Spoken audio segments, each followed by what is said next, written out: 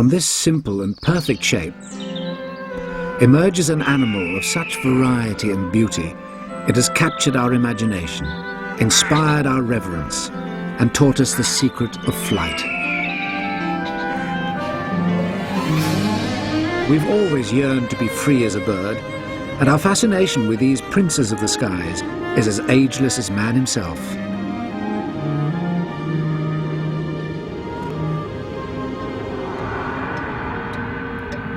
From this protective shell, a chick prepares to hatch, continuing a cycle that has been evolving and repeating itself for millions of years. 200 million years ago, there were no birds. Insects were the only flying creatures. Then came the pterodactyl, a giant flying reptile with wings made of membranes. But membranes were easily torn and couldn't be repaired. It was during the heyday of the pterodactyl that evolution solved this problem with the feather, one of nature's greatest innovations. The first feathered creature that we know of, the first bird, was Archaeopteryx, which lived 150 million years ago. Its reptile-like teeth and tail provide an evolutionary link between flying reptiles and the feather-covered bodies of birds. From Archaeopteryx and its descendants come the 8,500 species of birds that currently populate the Earth. A determined bird watcher setting out to see each and every species of bird would have to observe a new species every day for the next 23 years. There are about 500 billion birds in the world today, and each one has started life in the same way. A single fertile cell surrounded by yolk soon divides and multiplies so that after only a few days the heartbeat is discernible. Halfway through development and limbs begin to take shape. Before the chick can crack the egg, it must turn itself and break the air sac. After filling its lungs with air for the first time, the chick may call to its mother, signaling to her to prepare for the onset of hatching. From the faintest chirp inside an egg to the round-the-clock song of a nightingale, the elaborate language of birds far surpasses that of man. Poets would have us believe that a singing bird is proclaiming its emotions, but birdsong has more to do with proclaiming territory, like this bellbird whose call can be heard up to 4 kilometers away. Birdsong is also used to attract a mate. The song of the male lyrebird is actually a medley of borrowed tunes. 80% of its song is mimicry of other birds. The repertoire can even include barking dogs. And with tail feathers shaped like a Greek lyre, it's not difficult to work out the origin of its musical name. Perhaps the most unmusical bird is the raven. Mythology explains the raven's rasping call with the story of how it was sent by the gods to bring water for an offering. The raven set off as instructed, but tarried while waiting for some figs to ripen. Returning late with the water, the gods punished the raven by condemning it to eternal thirst.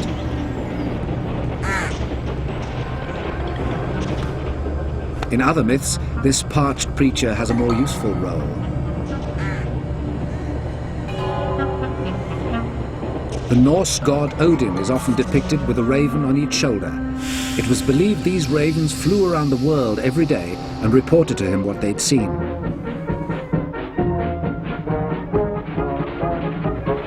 Ooh. The bird as gossip survives to this day in the phrase, "A little bird told me."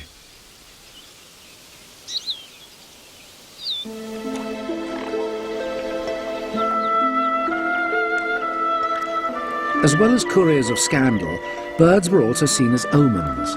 A pure white bird is so rare it was once considered a portent of death.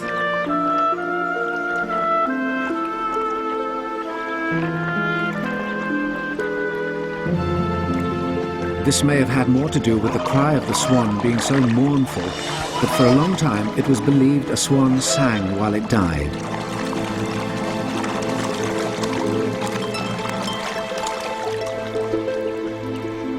The belief proved to be a myth, but we still refer to someone's final act as being their swan song.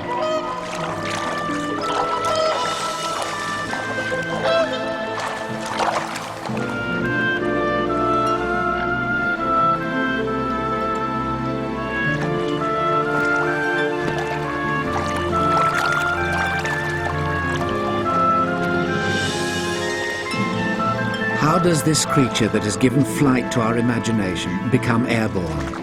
How does a bird fly? Bone structure, metabolic rate, wing structure, and the unique design of the feather all play a part in a bird's ability to fly.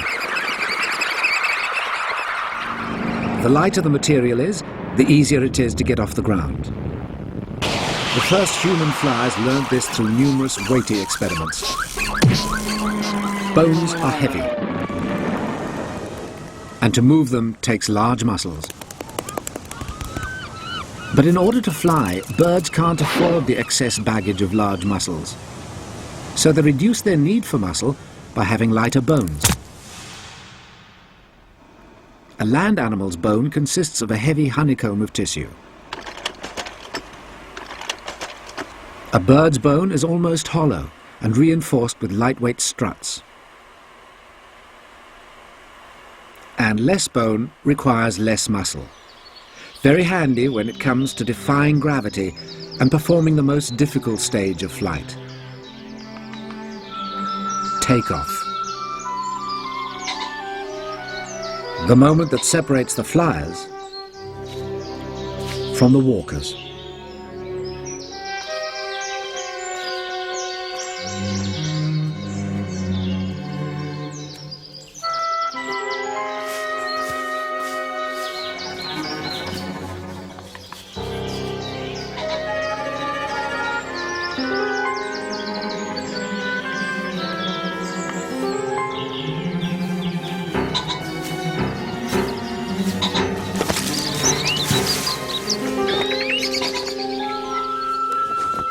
But with so little muscle, how can a bird be so active and not suffer from exhaustion?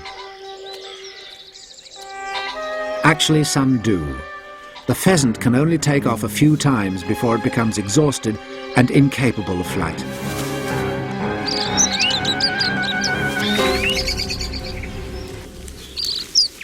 Most birds, however, are capable of sustaining long periods of hyperactivity. The hummingbird, for instance, feeds while beating its wings up to 80 times a second. But to sustain such levels of energy, they must consume large amounts of food.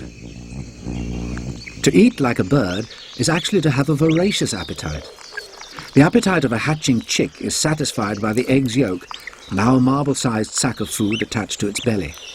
The last of the yolk is consumed during hatching to sustain it through the most exhausting day of its life.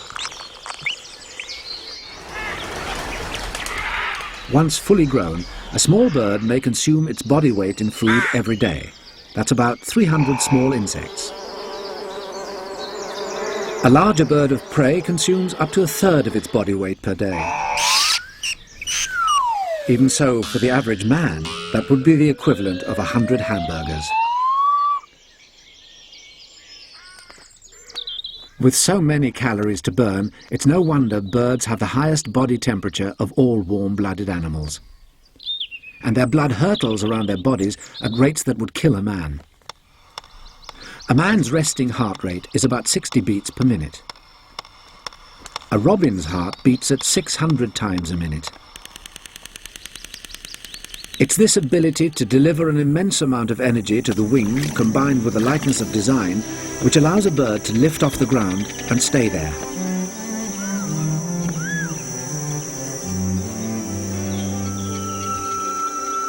Like the swimmer through water, a bird pushes against the medium of air to fly. The wing is light, strong, and extremely flexible, allowing the bird to work against or with the air.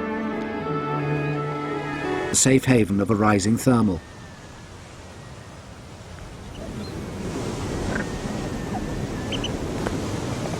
Just as birds push against the air to achieve flight, they push against the air to end it, using their wings like brakes.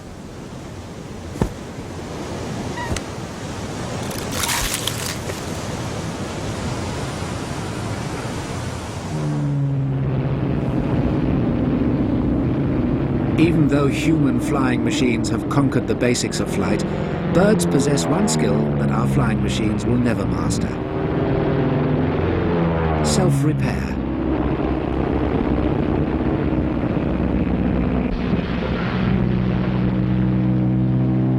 Because of the wear and tear of flight, any flying machine needs constant maintenance.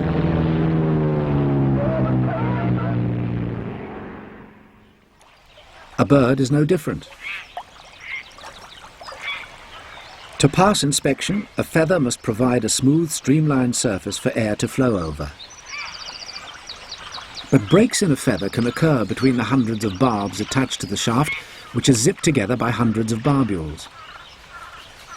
When a bird preens, it is zipping up the gaps in its feathers. But keeping its feathers airworthy is just one task in preening. This stork is collecting oil from a preen gland and spreading it over its feathers.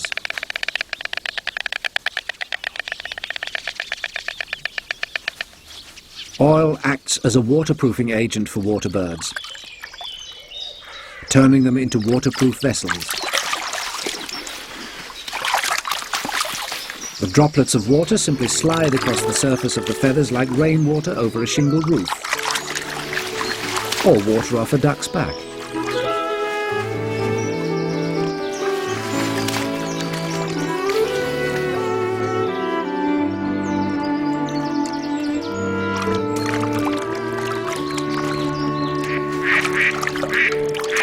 All ducklings can float within 24 hours of birth, but take 2 to 3 weeks to grow proper waterproof feathers.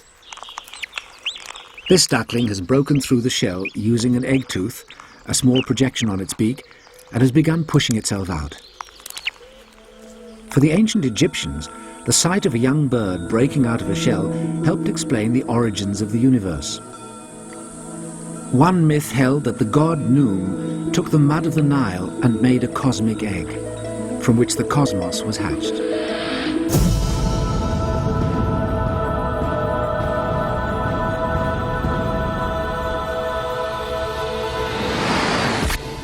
Today, the association of the egg as a source of new life persists in the Christian celebration of Easter. The Easter egg is a symbol of Christ's tomb, from which he emerged at the resurrection. And it's no coincidence that Easter takes part in the spring, the time of renewal, the time in which migrating birds fly great distances to their place of renewal, breeding grounds. The king of the long haul is the Arctic tern. Each year these birds migrate from pole to pole. That's over 14,000 kilometers one way.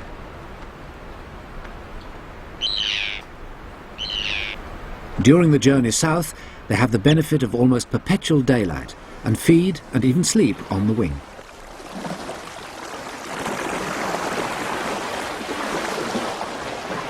After a non-stop flight lasting over 2.5 months, they finally arrive at their breeding grounds in late April, only to set off again in July. In temperate climates, the arrival of spring and the spectacle of huge flocks of geese flying overhead are inseparable. In ancient cultures, humans, who knew nothing of migration and only saw geese leave before winter and return in the spring, believed that geese literally brought the spring with them. The belief gave rise to goose myths and ceremonies in ancient Greece and Japan, and gave the goose special powers in folklore because of its association with spring and renewal. In many cultures, even though the goose has been replaced by the turkey, the eating of a bird on holidays harkens back to these beliefs. And a bird's collarbone, or wishbone, can still fulfill our greatest longings. Even the cuckoo, another spring arrival associated with the changing seasons, is still married to our concept of time. The penguin has become associated with a very different season, winter. But the familiar image of these ice-bound waddlers belies their true ability. The penguins come to life underwater, And not just Arctic waters.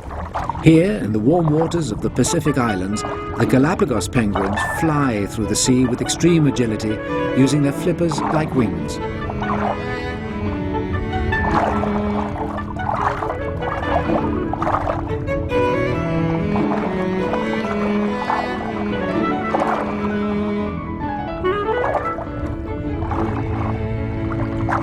But there are birds that are truly flightless. The wings of an ostrich serve little purpose. The world's heaviest bird, at 120 kilos, the ostrich has little chance of flying. It's believed ostriches evolved at a time when food was so plentiful, flight was unnecessary. And with the ability to run up to 65 kilometers per hour, making it the fastest two-legged animal on Earth, the ostrich stands a good chance of outrunning most predators.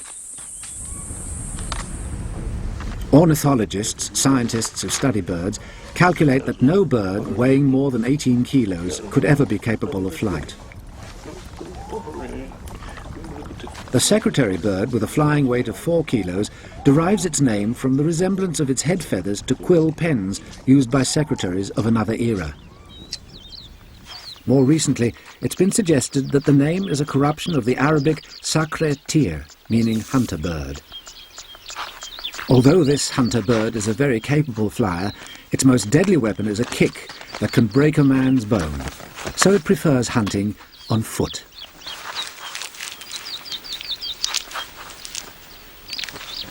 Until they're fully grown, flightless birds need constant protection.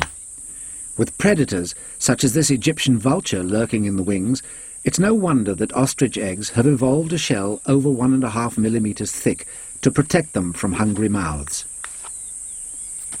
No beak could break through this, but a stone can, and so the Egyptian vulture has cracked the problem by learning to use a tool.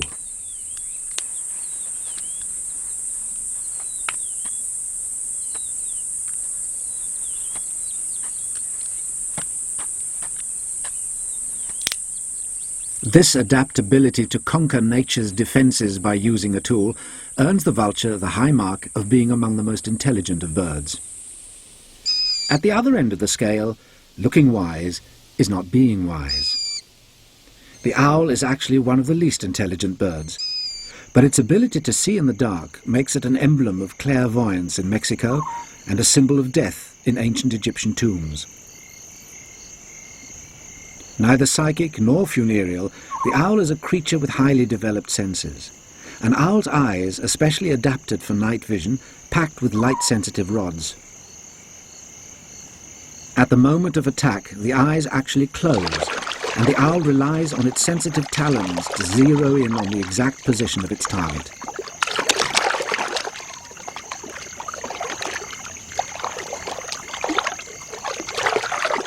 It's not the wisdom of the owl, but the tools of its trade that account for its success.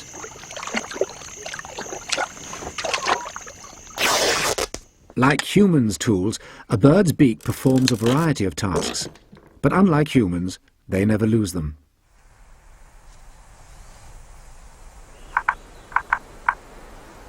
The short, sharp beaks of woodpeckers are used like a drill to make nests for their young, but are primarily used for boring for food.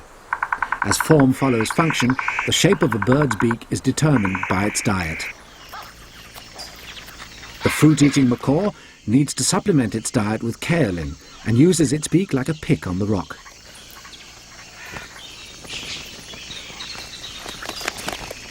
The greatest variety of beaks is found amongst water birds.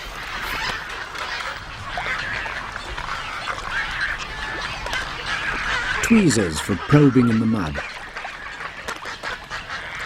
Spears for harpooning fish and eels. A pelican's pouch is a highly elastic scoop, expanding underwater to accommodate up to 14 litres of water with its catch.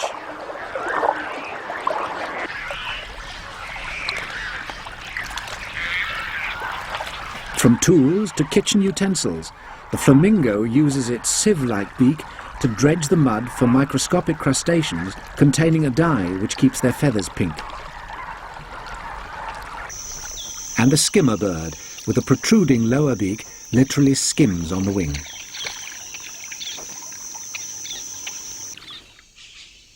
But the most unusual and beguiling of beaks must belong to the toucan. It may be an impressive showpiece, but makes a hazardous piece of cutlery, requiring a long wire-like tongue to flick food down its throat. Enjoying the fruit of its labours, the chick makes its small but momentous entrance into the world.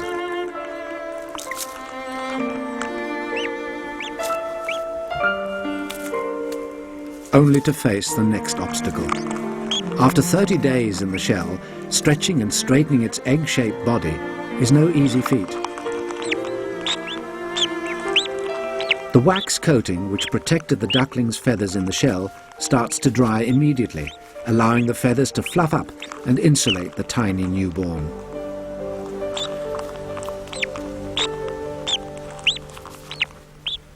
All birds have feathers, and no other creatures possess them. To hold or wear the bird's feather is to possess its power. The Central American Aztecs are just one of many cultures that have used feathers to adorn their ceremonial headdresses. Birds also use their feathers for ceremonial occasions, such as courtship. The riot of colour in a peacock's tail is focused on one purpose: attracting a mate. And the rules of courtship in any society, bird or human, can be quite a performance.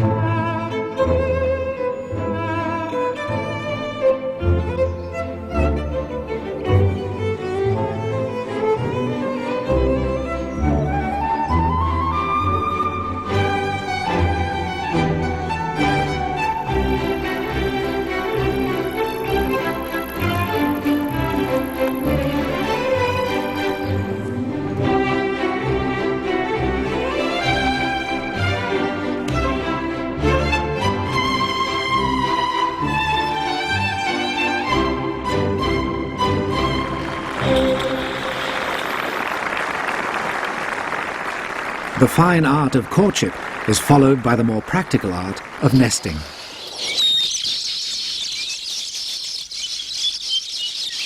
Perhaps one of the most unusual nest builders is the African weaver bird. It actually sews threads with its beak and ties knots to weave the nest, which includes a long entrance tube to deter unwelcome visitors.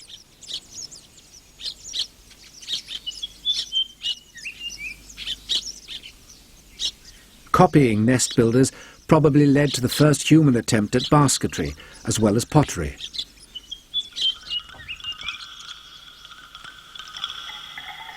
Collecting their building material from nearby rivers, cliff swallows construct their nests from mud.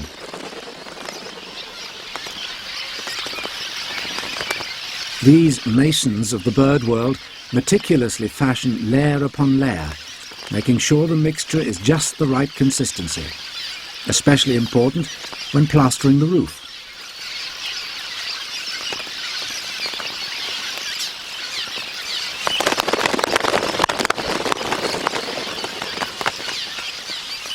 And there are some who say that it was the golden bower bird that introduced us to interior design. To attract a female, the male finishes off his nest by decorating it with flowers and feathers. His discerning eye pays attention to every detail with an aesthetic sense that any artist would envy. And some culinary artists do. The Chinese have been making bird's nest soup for centuries. The key ingredient is the nest of the cave swiftlet, which is mostly made of saliva and collected from the perilous caves of Borneo. The soup may be a rare and expensive delicacy, but has little nutritional value and taste.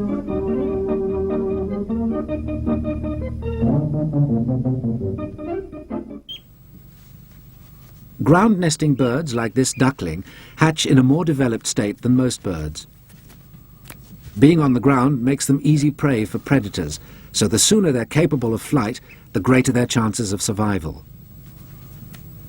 First, this chick has to learn to stand. And finding your feet for the first time can prove an exhausting business.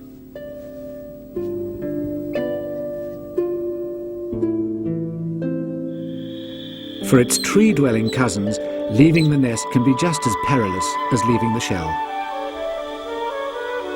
Birds have to learn to fly just as we have to learn to walk, by using the age-old method of trial and error. With its first unsteady steps, the duckling sets out on life's journey.